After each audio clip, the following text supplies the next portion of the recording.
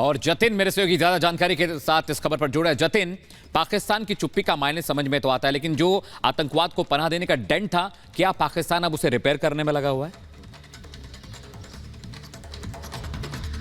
आज बिल्कुल यही वजह है कि सुबह से आप पाकिस्तान मीडिया की पूरी टाइमलाइन देख लीजिए, उसमें दाऊद इब्राहिम से जुड़ी हुई कोई भी खबर आपको नजर नहीं आएगी। लेकिन कल शाम देर शाम की बात करेंगे तो तमाम पाकिस्तान के पत्रकारों की टाइमलाइन देख लीजिए तो वो एक ही बात कर रहे थे कि दाऊद इब्राहिम कराची के अस्पताल में भर्ती, और कुछ लोग यहां तक लिख रहे थे कि उसको जहर दिया गया, हालत बहुत क्रिटिकल, और कुछ लोगों ने मरने जैसी बात भी कर दी कि जहर खाने से दाऊद इब्राहिम की मौत हो गई। लेकिन यह बात बिल्कुल साफ है कि कराची के अस्पताल में दाऊद इब्राहिम भर्ती है, क्योंकि जितने भी लोगों से हम बात कर रहे हैं, जो हमारे सोर्सेज है, उनको भी इस तरीके के इंटेल मिल रहे हैं कि दाऊद इब्राहिम अस्पताल में भर्ती है। 3rd फ्लोर में उसको भर्ती किया गया। सुपर स्पेशलिटी अस्पताल है, उस पूरे फ्लोर को सैनिटाइज कर दिया गया है। वहां पर चुनिंदा डॉक्टर जो कि दाऊद इब्राहिम को ट्रीट कर रहा है, साथ ही उसके सिक्योरिटी के लोग और सिर्फ फैमिली के लोगों को ही उस फ्लोर पर जाने की इजाजत जो है वो दी जा रही है। दूसरी तरफ पाकिस्तान हमेशा से बोलता आ रहा है कि वो अपनी जमीन पर किसी भी तरीके की आतंकियों को पनाह नहीं देता है, लेकिन दाऊद को लेकर लगातार भारतीय जांच एजेंसी, आईबी हो, रॉ, वो इस तरीके के इंटेल देती रही है कि दाऊद घर पे रह रहा है, बाकायदा उसने व्हाइट हाउस पूरा बनाया हुआ है,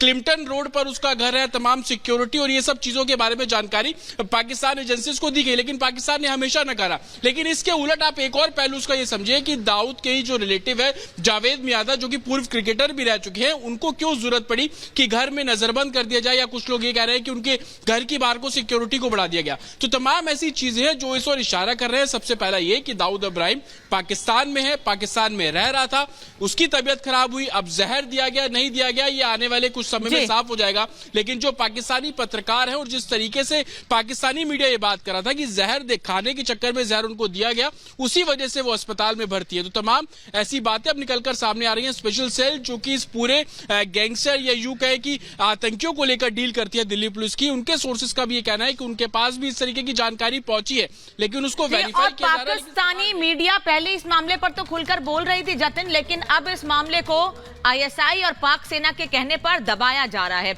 इससे जुड़ी एक रिपोर्ट दिखाते हैं, क्योंकि कई सवाल उठ रहे हैं कि आखिर क्यों इस खबर को छिपाने की कोशिश की जा रही है।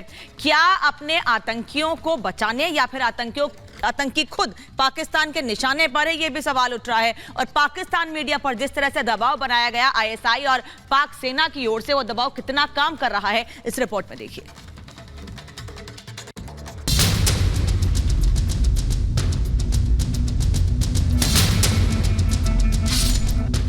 देश को 350 से ज्यादा गहरे जख्म देने वाला आतंकी दाऊद इब्राहिम इस वक्त पाकिस्तान में अपनी आखिरी सांसें गिन रहा है।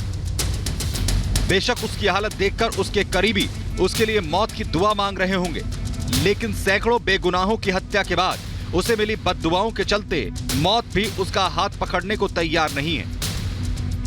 उसके गुनाहों की लिस्ट इतनी लंबी है कि जरूर मौत भी उसे शिद्दत से तड़पा रही है। सूत्रों के मुताबिक जहर के असर से उसकी हालत इतनी गंभीर हो चुकी है कि वो कराची के जिस अस्पताल में भर्ती है, वहां डॉक्टर्स ने जवाब दे दिया है। जानकारों का कहना है कि जहर के असर से उसका जिस्म नीला पड़ चुका है। वेंटिलेटर के सहारे के बावजूद रह रहकर उसकी सांसें उखड़ रही हैं, लेकिन मौत उसे जहर के दर्द से आजाद करने को तैयार नहीं है। जाहिर है मौत को भी मुंबई में 1993 में खेले गए मौत के खेल की झलक दिख चुकी है। तारीख 12 मार्च 1993। बॉम्बे स्टॉक एक्सचेंज में सब कुछ सामान्य था। आम दिनों की तरह उस रोज भी वहां पर हलचल थी। इसी बीच 28 मंजिला इमारत का बेसमेंट जोरदार धमाके से दहल उठा। इस हमले में 50 से ज्यादा लोग मारे गए, लेकिन यह तो सिर्फ शुरुआत थी। इसके आधे घंटे के बाद दूसरा धमाका एक कार में हुआ और फिर एक के बाद एक धमाकों का सिलसिला शुरू हुआ। 2 घंटे के अंदर 12 जगहों पर 13 धमाकों से मुंबई दहल उठी। इन धमाकों में 350 से ज्यादा लोग मारे गए, जबकि 1200 से ज्यादा बुरी तरह से घायल हुए थे। और इन सब का जिम्मेदार था दाऊद इब्राहिम, जो आज अपनी मौत की भीख मांग रहा है। लेकिन 1993 ब्लास्ट के बाद देश से फरार हुए दाऊद इब्राहिम की क्राइम कुंडली इतनी ही नहीं है। इसके अलावा भी उसने भारत में खून खराबा किया है और लंबे वक्त से भारत विरोधी गतिविधियों में शामिल रहा है। अंडरवर्ल्ड की दुनिया में उसके नाम इतने गुनाह दर्ज हैं, जितना बड़ा उसका आपराधिक कुनबा है।